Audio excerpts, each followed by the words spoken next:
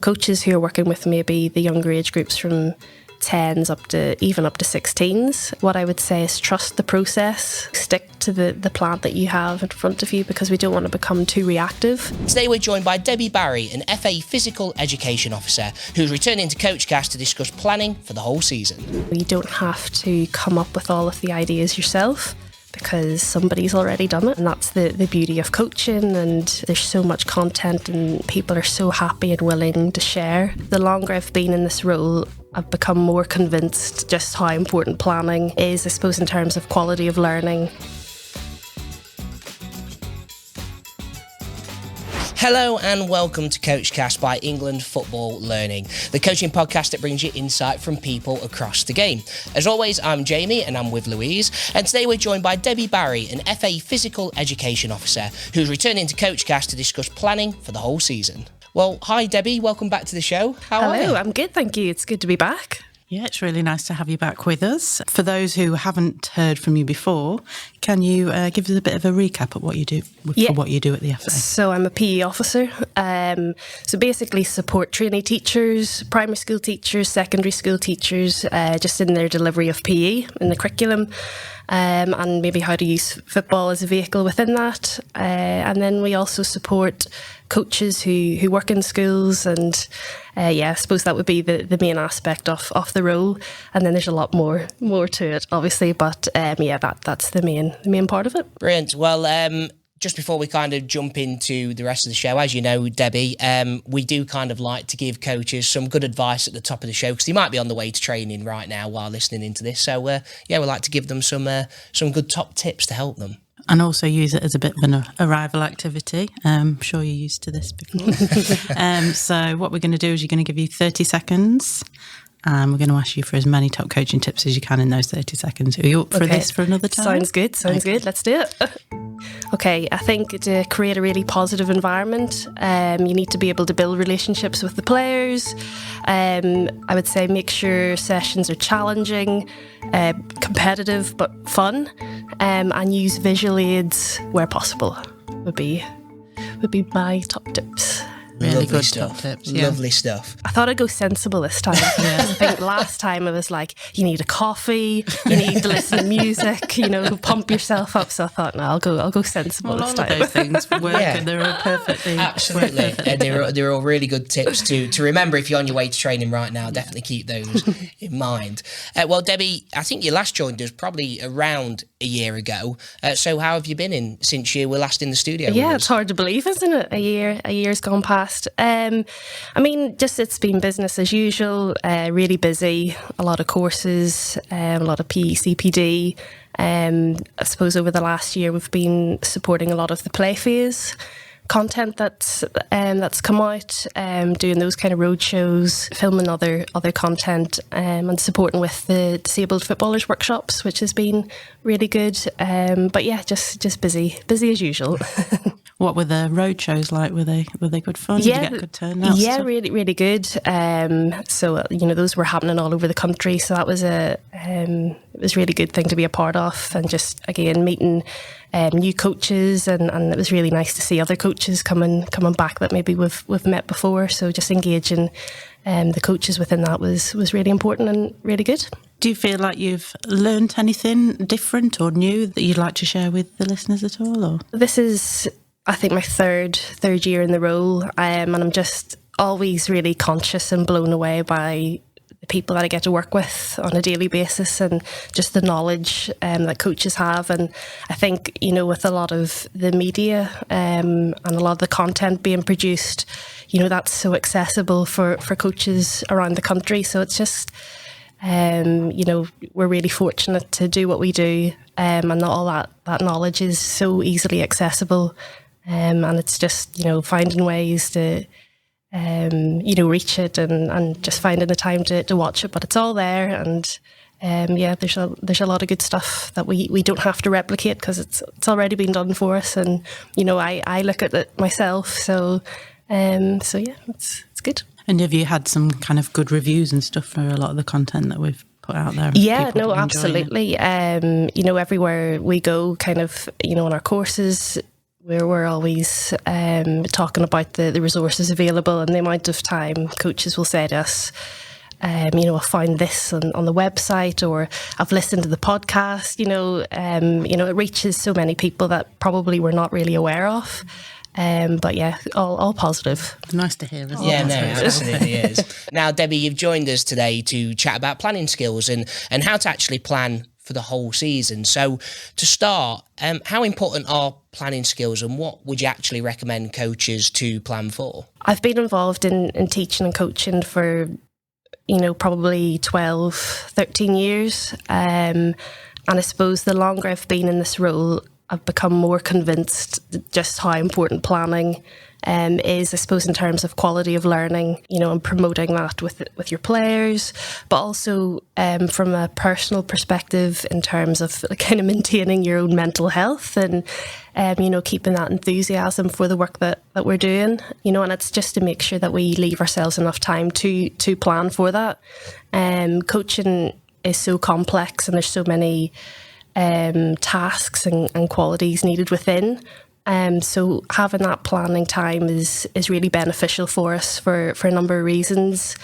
We can use it to help us maybe be more innovative, think of new ideas, new approaches, how to change things up a little bit. It also gives us the time within a session that we can be adaptable and reflect on actually what is happening in front of us, because we've got a bit of an idea of what's supposed to be happening.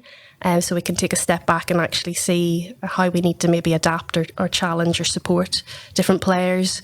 And I think for me personally, it just helps relieve stress because, the role is so busy. And I know a lot of people will have that as well with full-time jobs, families, things like that. So the last thing that you want to do is be thinking of a session, on your way to training.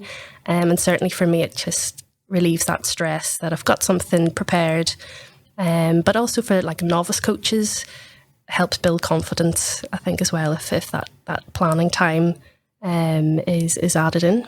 So it's important. And also I want to say, in terms of training and match days, if we can have a link between those two aspects of our kind of commitment to the players and what we're doing, that's really helpful.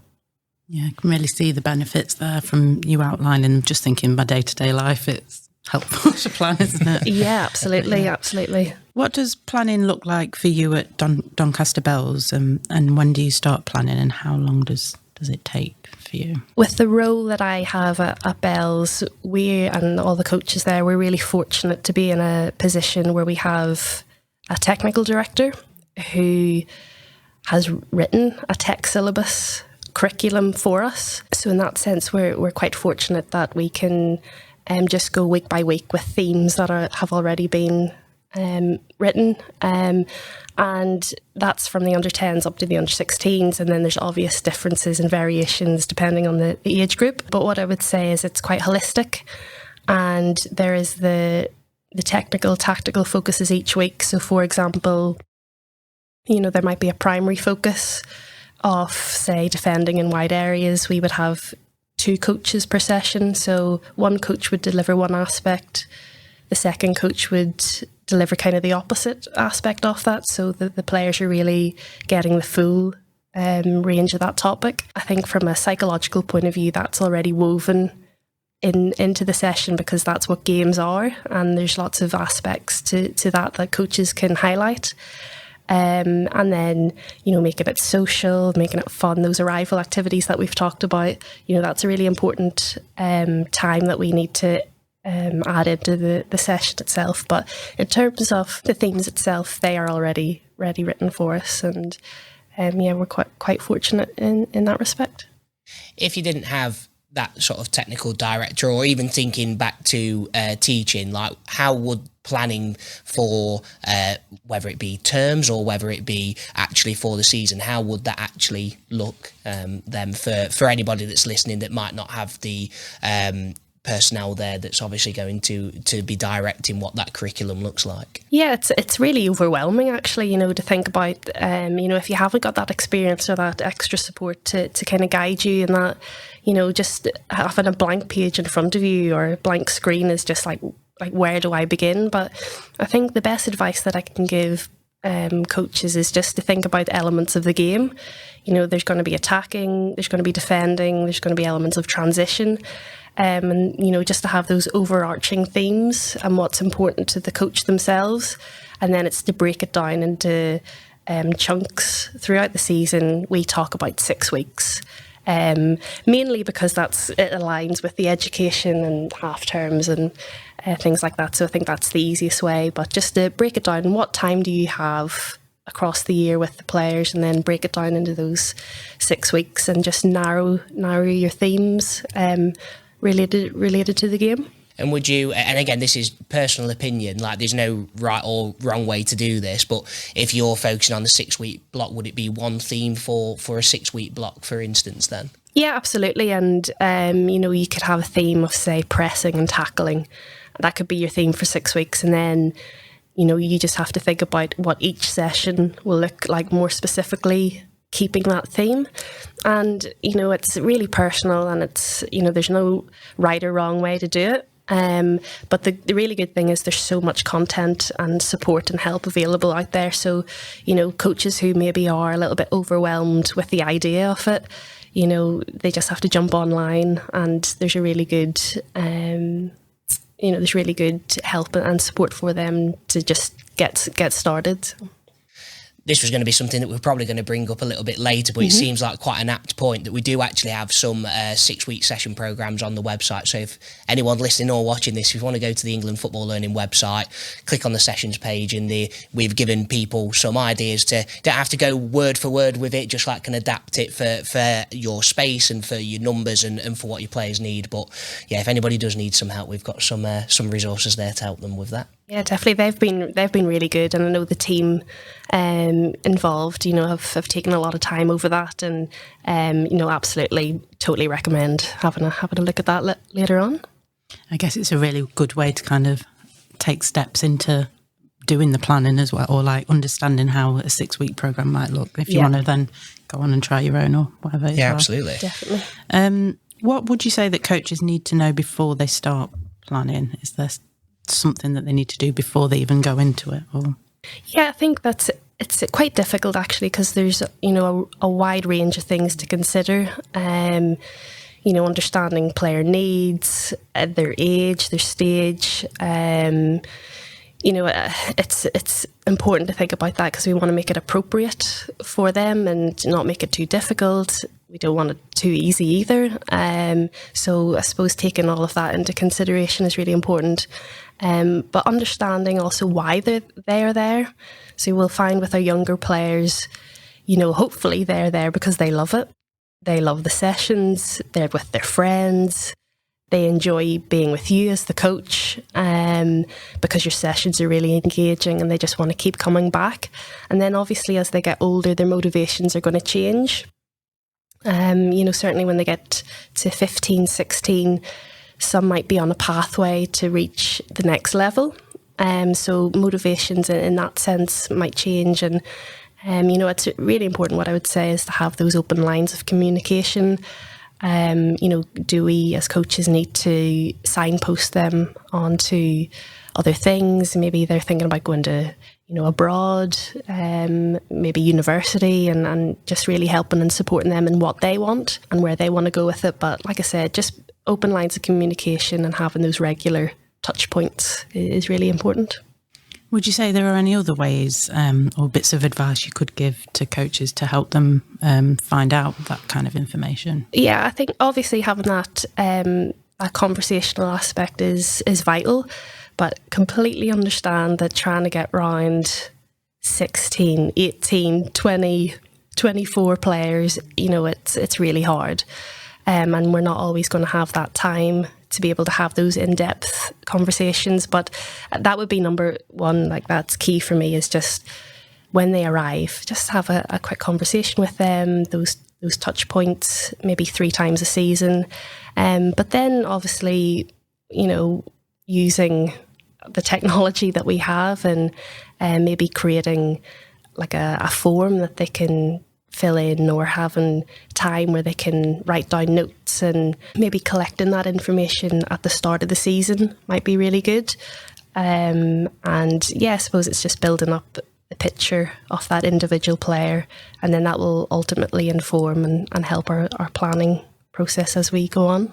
One of the things that you probably find out in terms of once you get to know your players, and that does take a lot of time, it's not something that you're going to know straight away, but when you find out like different needs, wants, and you find that players maybe have different abilities, how could you maybe build, or do you have any top tips to potentially build into your plan that how you can actually cater for players that need different things, that have different abilities over the course of the season? Yeah, I mean, it's using STEP, I suppose, would be the key thing for me. And because we want the sessions to be inclusive, we want to keep everyone together as much as possible.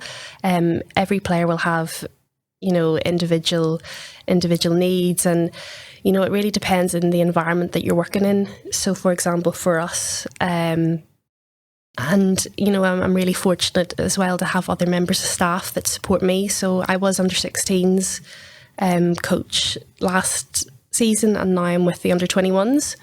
And I have staff that I can send players to on a more one-to-one individual basis, depending on what they need. But again, that's not possible for everyone. So it's just how do we utilise STEP, and how do we challenge the players that need that?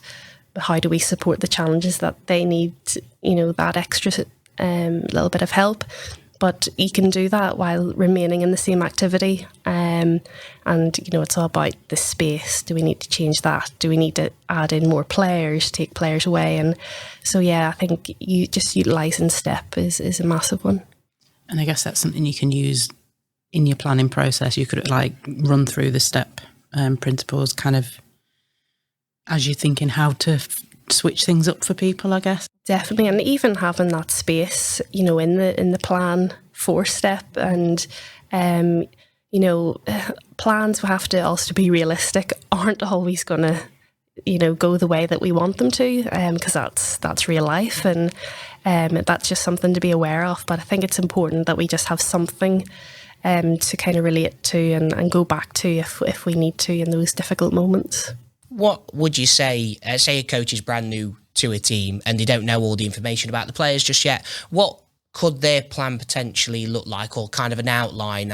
Is it the case of identifying points of the season? So, you've got pre-season, then obviously you break up to, obviously your time up to Christmas and stuff like that. What could that plan look like for a new coach to begin with? It depends when they come in as well to coach. So if coaches come in at the start of the season, they've got a much bigger picture that they can look at to kind of break down and look at dates and those 6-week plans and half terms, and really embed that into their planning. But coaches that maybe turn up halfway through the season into a brand new team, that can be really overwhelming, and if there's no plan already in place, where do you start? And I think the key thing to remember is that being enthusiastic, and I remember going into sessions, my first time, and you get the butterflies and the sweaty palms, and you're thinking, how do I actually build up those relationships with the players? And it's just conversations, and how was your day, and what do you like? And learning some names is a really key thing, and social activities are really good, and team building, and just keeping the players moving. It's competitive, it's fun, and then you will realise really quickly the characters in the team and who to look out for, and that will really help you then whenever you take a step back, and then you can think maybe longer term about actually, okay, you get to know the players over the first couple of sessions, and then that will help you as you go on. So it's hard, like it definitely is, but I think just be brave and just go for it. And the learning the names is a really big one. And I work with my colleagues who have different approaches to that. Some use the stickers, and names are written on that, or some just have a really good memory, and just kind of use the names throughout the session. And that's really positive and really helps the engagement levels of those you're working with. Yeah, brilliant. In your opinion, what should a short-term plan look like? So the short-term plan is specific to that session, and there's a variety of ways it could look. So, it could have elements of a warm-up, an arrival activity, and then it's really up to the individual coach what they prefer. Maybe thinking about whole part whole, maybe carousel activities or parallel games, depending obviously on the theme. But the good thing about the themes is because they're game realistic, they can be embedded into any of those aspects of the trainings. Obviously the session design. So I suppose it just depends on your numbers and what you prefer as a coach. For us, we have quite a lot of players, in the programme. So we tend to use parallel games, and we do a lot of game-based sessions to get across our concepts and what we want to go after as a club. Parallel games for us, just pitches set up side by side, is really good for those larger numbers. And what would you then say a medium-term plan is? So medium-term planning is, we touched on earlier, is that 6-week block, where you might want to cover a theme and just go after that then individually over the 6 weeks. So like we said earlier, pressing and tackling could be a theme for 6 weeks, and then that's all you focus on for those 6 weeks, and then the next 6 weeks and so on throughout the season. So that would be your medium term. And then is the long-term plan like a combination of all of those? For me, the long-term plan is the overarching theme of what you want to get across throughout the whole season. So for me personally, I kind of take the holistic approach of, I get the players in July, and by May, what do I want to have achieved with them? And I want technically competent players. I want them to be physically ready for the demands of the game. I want them to have a really good game understanding, but also I want them to be good teammates and learn those skills that they will need later in life, because not all of them, they will want to become professional footballers, but that's just not realistic, for all of them to achieve that. So it's about embedding those life skills as well that they will need to take on in whatever career or wherever life takes them. If it's away from football, if it's within football, I think that's really important. So kind of for me, that holistic theme is important throughout the whole year. But then it's in how do we do that in the attacking elements and in the defending elements and transitional elements of the game. Yeah, I think it's really nice to kind of see it as like this whole plan can really help you a way of transforming your team, I guess, taking them somewhere that you want to take them. And yeah, absolutely. So it's really rewarding as well, and to see that growth from when you get them in, say in July in pre-season, and just look back over the season what they've achieved. It doesn't have to be cups and trophies, and it depends what success means to the individual club or coach. That's quite external, but actually how they grow and develop as players and people is just as important as well. Do you have any top tips to maybe help coaches plan for the whole season then? So you mentioned that kind of like your approach is your long-term plan. So for the whole season is just where do I want to be like at the end of the season? What do I want the players, which is a really nice framework to work to. And then I suppose it's working backwards from there almost to achieve it. Yeah, exactly. And it's, that working backwards and having that blank page is the hardest thing to do. And I think, it's just having the time to actually set aside to think about it. But also to remember, you don't have to do it alone. And, you can build up those relationships with other coaches, get a mentor or join a development group. And, there is so much help and support available and, that people can utilise. And, you're not alone in this. And like I said, there's so many online resources as well. But just to have the time to sit down, think about what is important to you as a coach, and then thinking of the elements of the game, and then breaking that down into those 6-week blocks, and then your individual sessions from there. Now, this episode will initially go out like part way through the season. So kind of with that in mind, do you have any advice to maybe help coaches review how their plan's been going so far and maybe amend it based on the findings, I suppose? Yeah, always plan in pencil. Things will change all the time. You'll have to be adaptable. The game changes all the time. So what might be relevant at the moment isn't going to be relevant in a couple of months or a year down the line. But what I would encourage coaches to do is also stick to that plan. So coaches who are working with maybe the younger age groups from 10s up to 16s, what I would say is trust the process and stick to the plan that you have in front of you, because we don't want to become too reactive. We want to give our players the best education, a well-rounded education, and we can only do that by sticking to what's in front of us. And if we become too reactive and we chop and we change and there's no consistency, that's really difficult for our players and their learning. And then we'll see gaps appearing in that process. So having that clear, explicit criteria will help the players, but it'll also help us to really remember where we're up to.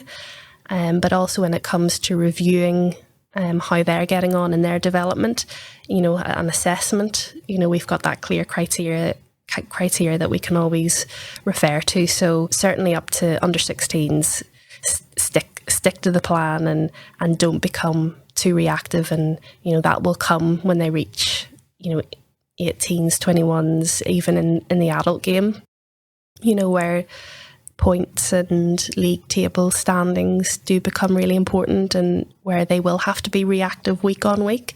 But certainly for our younger players, stick to what you have. How difficult is it to avoid being reactive, maybe at the younger age groups? Like you say, obviously everybody wants to win and it's competitive, but how important is it to remember maybe the long-term goal than maybe reacting to, we've lost maybe heavily at the weekend and now trying to fix everything in 1 week for the next week, rather than actually, we might just need to talk about it a little bit, but we'll just kind of get back to what we were working on or planned to work on originally. That's the biggest challenge, I think, and it's so easy because football's so emotional, and we're invested so much in it, and like you said, it's so competitive that it's so easy to think, maybe an under 10 team might lose heavily at the weekend, and the coaches thinking, there's pressure, pressure from parents, players, and thinking, I need to do something in my training session during the week to stop that from happening.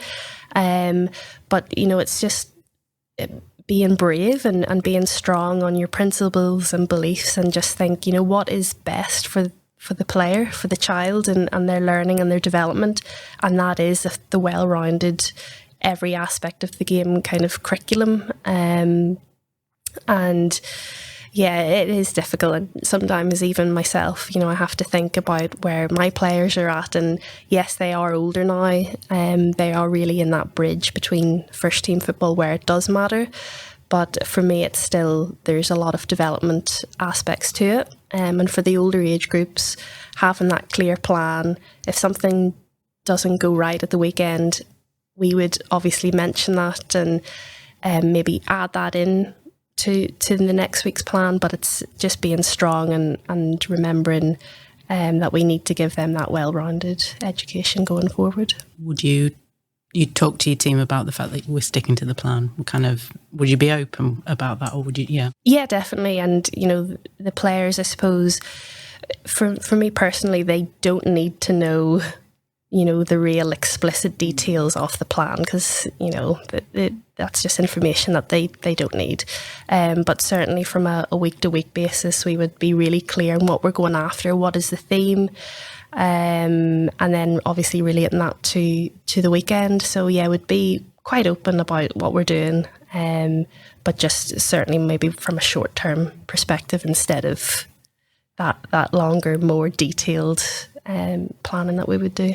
It's a learning thing to kind of stick with it, not just chop and change. So that's a really good lesson for them to learn as well. It is, and they do learn it eventually. Maybe not at the start. It takes a while and a lot of conversation, but when it does click with them, and they can take a step back and they kind of understand the process, and that will benefit them in the longer term, which is good.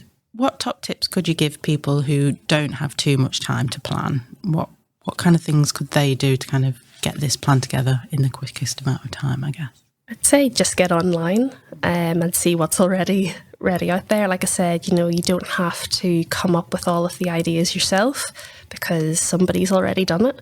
And that's the beauty of coaching and having social media is there's so much content and people are so happy and willing to share what they have done, what has worked, what hasn't. So I suppose if you're needing that short-term fix, it's just having a look and seeing what maybe other people have done, but then adapting it for your age that you're coaching with, the stage, and make sure it's appropriate to them, and it's not pulling off a Man City session that they've seen online and trying to deliver that with their under 11s. That's not gonna work. So it's just thinking about what's appropriate for who they're working with.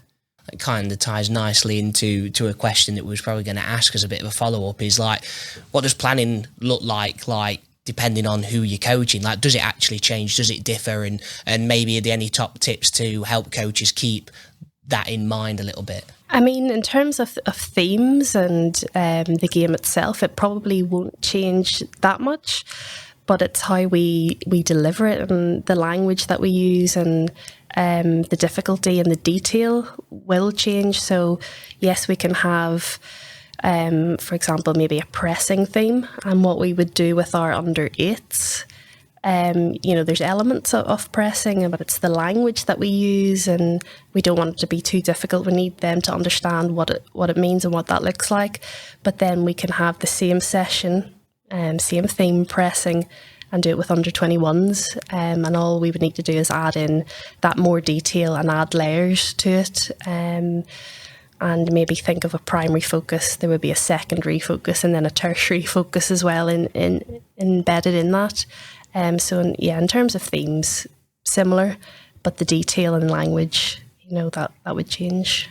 Yeah, so just really important to really know who it is that you're coaching, and just making sure that they understand it, and also that it's fun for them and just easy for them. So I suppose like you say with pressing, like the terminology or like say the layers of detail are going to be different, and you scale that up and down, but the actual theme and the session obviously can kind of be the same then. Yeah, exactly. And then just being really clear on what success looks like, and that's where you're questioning and answering, and really the coaching detail comes out.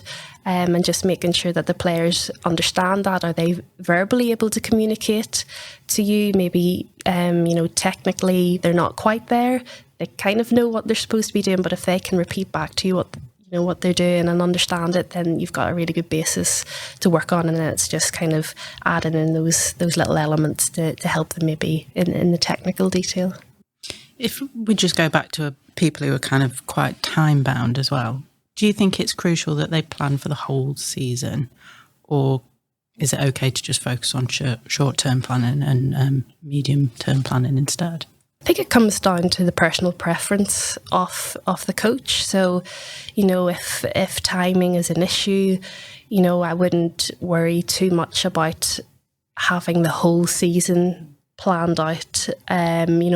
That obviously takes time, and it takes a level of detail to be able to do that. But if you don't have that time, focusing maybe on the medium term, and just have those 6 weeks maybe at a time, and then you can break it down individually. I think for myself, I need that plan. I think it's really difficult just to go in blind to a session and just coach it.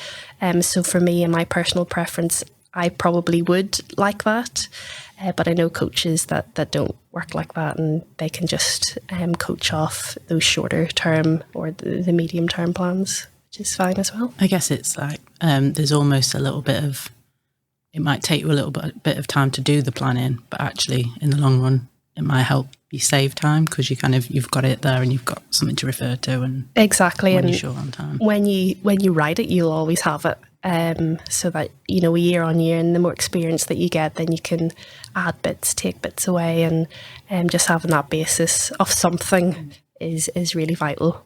And like we mentioned earlier, obviously we do have 6-week session programs on the website for anybody that does want to have a bit of a medium term sort of plan and needs some help with that. That can be a bit of a guidance and just see how that goes. And if anybody does give it a go, let us know in the comments as well. Like, we'd love to hear your feedback on that. Now, if my memory serves me right, Debbie, last time you were on the podcast, you mentioned individual development plans.